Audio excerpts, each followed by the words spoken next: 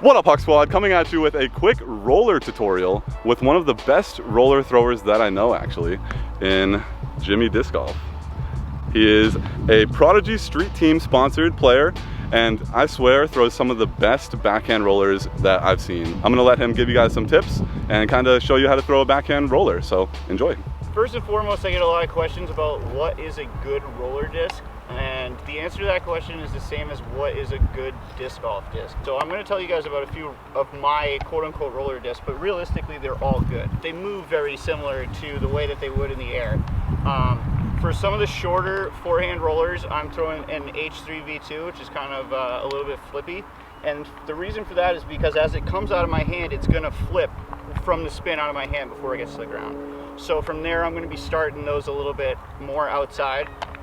They go up to like an older H3, and I can get that down and it'll fight a little bit more. But the goal is, when these are on the ground, is to match the spin of the disc with where you're trying to go. So an X1 is the most overstable forehand roller I have. If I throw this down at an angle that is almost upright, the stability of it will hold it there.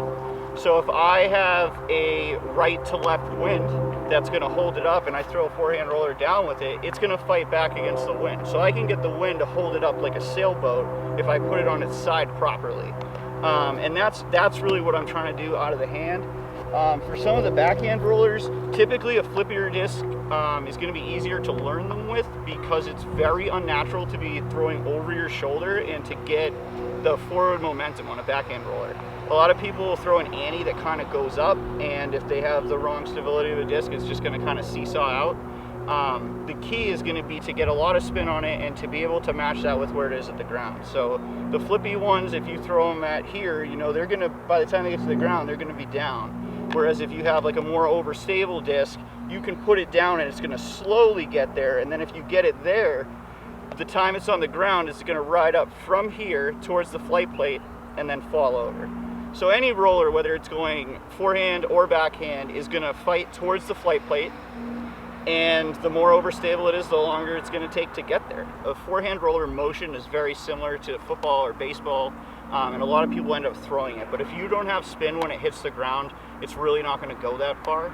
You know, you can match the rolls on the sides of hills and whatever for a little bit more advantage, but for just getting into it, one of the best tips that I ever got when I started playing was, when you're playing solo rounds or casual rounds, just take your putter out of your bag and roll it to the next tee pad. Like, just see what it does. See if it goes left, if it goes right. Like, you're gonna need that shot eventually, and the more familiar you are with it, the better you are equipped to scramble out on the course. So I'll throw a few more just kind of examples here, and actually, a question that I have that I'm sure a lot of other people have: what do you think the main difference is between throwing a backhand roller that is in the air for a long time before it hits down compared to ripping one down into the ground? Like, what are the pros and cons, kind of?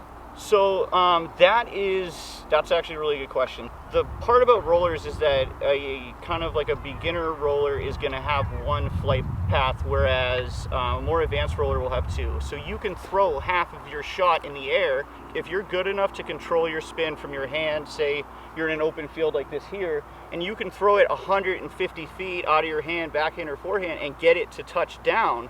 Then you only need to roll another 250 to get that 400-foot roller. The problem is with that is that the most important part is the angle that you get at the ground. So like, the farther that you're throwing it in the air, the more confident you have to be that the angle you're going to get is okay.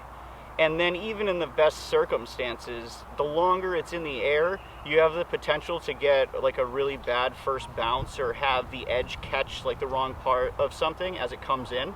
Whereas if you get it down really quick, you're going to have a lot of bounces in a row, where that you're not going to have that type of spread for like bad things that happen. So you think someone who's starting to learn a roller would benefit more from trying to get it down quicker? Absolutely. Okay. Awesome. Yeah, I think that the sooner you can be throwing discs and be trying to achieve a certain angle when they land, that as soon as you build that confidence up and can control the angle it lands, it's really going to kind of come naturally from there. For me, this is an understable mid-range. It's an M4. I like something a little bit slower to start. It's also, you kind of fan grip it. Now, like, the key to like a really good backhand roller is that you're going to be doing the same sort of pull through that you would on a backhand shot. but you're gonna kind of change where your legs are a little bit and lean back. But like your goal is still gonna be pulling through your core and keeping it compact and like leading with your elbow. You're just gonna be off axis when you do it.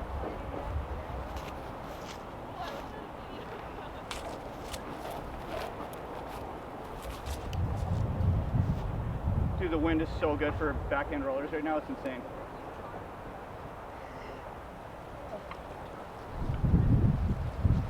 Alright, so I just threw that mid-range past all the forehand rollers. And the guys you see throwing whatever 700-foot rollers, twice as far as me, like Eagle is going to be throwing whatever his most overstable driver into a cut to try and get it down as quick as he can. Now the reason for that is if you throw this up and you're not pulling forward on an overstable disc, it's going to come out. It doesn't matter how low it is or whatever it is, if you don't have that forward momentum, that stability will kill you immediately. Watch your ankles.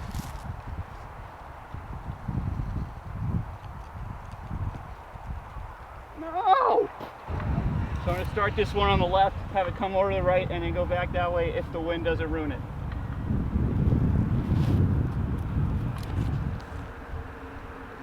Wind ruined it. Yay! If I want to get any of my discs back, I better pick up my lift.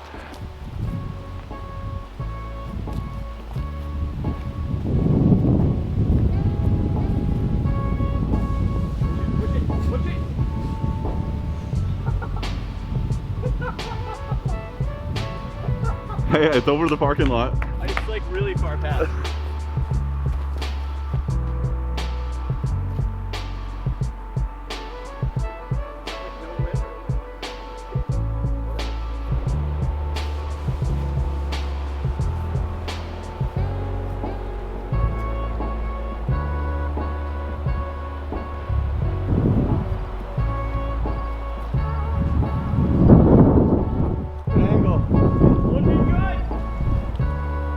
Great angle. Come on, baby!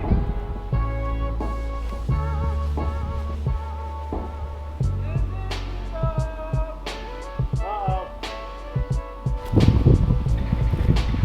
That is not it. Shut up and watch. Come back! That is it. That is Circle so two! Let's go! Dude.